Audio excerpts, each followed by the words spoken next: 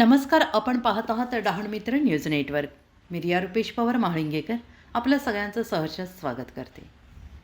आदिवासी विकास विभागाच्या आश्रमशाळांमध्ये गेल्या 20 वर्षांपासून धुलाई कर्मचारी म्हणून राबणाऱ्या महिलांना अचानक कामावरून कमी केल्याने पालघर जिल्ह्यात संतापाची लाट उसळली आहे. शासनाने आउटसोर्सिंग धोरण राबवत 60 महिलांना बेरोजगार केल्याच्या विरोधात भूमिपुत्र एल्गार संघटनेने आक्रमक पवित्रा घेतला असून प्रशासनाला आंदोलनाचा इशारा दिला आहे.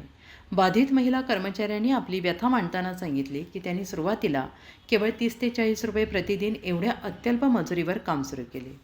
आज 20 वर्षानंतर त्यांना 600 रुपये वेतन मिळत असताना प्रशासनाने अचानक एकत्रित ठेक्याचे धोरण अवलंबले आणि यामुळे या स्थानिक भूमिपुत्र महिलांच्या हाताचे काम हिरावले गेले असून त्यांच्यावर उपासमारीची कुऱ्हाड कोसळली आहे. या गंभीर अन्यायाविरोधात सर्व महिलांनी भूमिपुत्र एल्गार संघटनेचे सदस्यत्व स्वीकारलेलं आहे. संघटनेच्या पदाधिकाऱ्यांनी आज जव्हार आदिवासी विकास प्रकल्पाच्या अधिकारी डॉक्टर अपूर्वा बासुरी यांची भेट घेऊन या महिलांची कैफियत मांडली. यावेळी भूमिपुत्र एल्गार संघटनेचे अध्यक्ष प्रमोद पवार, सरचिटणीस नवनाथ भोये, आदिमशक्ती प्रमुख आणि जिल्हा सरचिटणीस स्वप्नील बाग, विजय राऊत, स्वप्नील जाधव सर्व महिला कामगार उपस्थित होत्या. आज भूमिपुत्र एल्गार संघटनेच्या वतीने जव्हार आदिवासी विकास प्रकल्पाच्या प्रकल्प अधिकारी मॅडमची आम्ही आज भेट घेतली.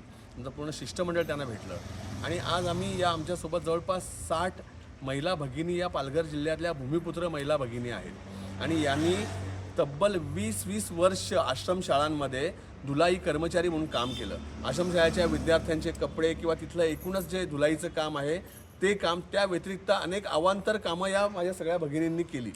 आणि अचानक शासनाच्या डोक्यात काय आलं तर यांना सगळ्यांना घरी बसवण्यात आलं, यांच्या हातचा रोजगार हिसकावून घेण्यात आला.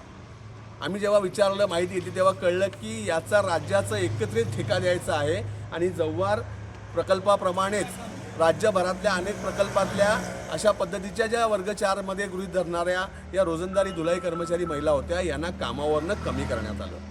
एकीकडे आपण विकासाच्या गप्पा करायच्या, पालघरची डेव्हलपमेंट, जिल्ह्याची डेव्हलपमेंट, आदिवासी भागाची डेव्हलपमेंट आणि आदिवासी भागांमध्ये रोजगाराची निर्मिती करायची आणि दुसरीकडे 20 वर्ष, 15 वर्ष, 10 वर्ष अशा पद्धतीने कष्टाचं काम करून म्हणजे 47 रुपये महिन्याला काम करणाऱ्या महिला, आज त्यांना 400-500 रुपये दिवस पडतो, पण 40 रुपये, 20 रुपये, 6 रुपये दिवस अशा पद्धतीने अल्प दरात काम केलेल्या या भगिनी आज बेरोजगार झालेल्या आहेत. आणि या सगळ्यांनी भूमिपुत्र एल्गार संघटनेचं सभासत्व स्वीकारलेलं आहे. आज आम्ही मॅडमला सांगितलं की मॅडम, ही आमची पहिली भेट आहे, आम्हाला आमच्या भावना शासनापर्यंत पोहोचवा. हा निर्णय जरी पॉलिसी लेवलचा असेल, धोरणात्मक असेल, तरी आमच्या पालघर जिल्ह्यातल्या भूमिपुत्रांना अशा पद्धतीने बेरोजगार करण्याचा अधिकार तुम्हाला नाही आहे, हे आम्ही त्यांना सांगितलं. आणि या प्रश्नावर माझी या निमित्ताने राज्याच्या धोरणकर्त्यांना, आदिवासी विकास मंत्री महोदयांना आणि आदिवासी विकास आयुक्त महोदयांना विनंती आहे की तुम्ही कोणत्याही प्रकारे अशा प्रकारचे सेंट्रलाइज कॉन्ट्रॅक्ट देऊन इथल्या भूमिपुत्र भगिनींचा रोजगार हिसकावू शकत नाही. या विरोधात आमची भूमिका आंदोलनाची राहील, तीव्र राहील. आमच्या एकाही भूमिपुत्राचा रोजगार आम्ही या धोरणकर्त्यांना, शासनकर्त्यांना आणि प्रशासनाला हिसकावून देणार नाही. या सगळ्या भगिनींच्या पाठीशी हे सगळे भाऊ कायम लढण्यासाठी तयार असतील, हे आम्ही आज स्पष्ट केलेलं आहे.